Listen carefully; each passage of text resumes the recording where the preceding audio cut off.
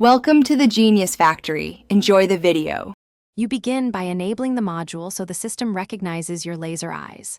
First, confirm core firmware V2. 4 or later and a stable 12V power rail. This prevents power sag. Once verified, open HUD controls, navigate to augmentations, and toggle laser eyes on. Make sure to set initial intensity to 25% and the cooldown to 4 seconds to avoid thermal throttling. Doing this now reduces risk and gives you predictable behavior as you move into calibration. You now calibrate aim and choose the right firing mode for each scenario. Start with a target rig at 10 meters and run a 5-shot burst to verify aim alignment and recoil compensation. Adjust the mechanical servos if shots deviate. Then, switch modes. Pulse for precision single-target hits, beam for sustained damage, and stun for area suppression. Once locked, use the advanced panel to tweak spread, focus matrix, and energy draw. These balance accuracy against battery drain and heat buildup.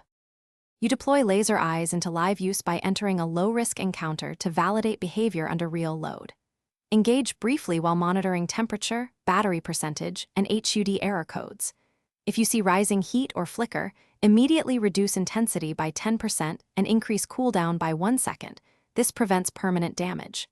Once stabilized, rerun the module diagnostics and recalibrate aim if needed.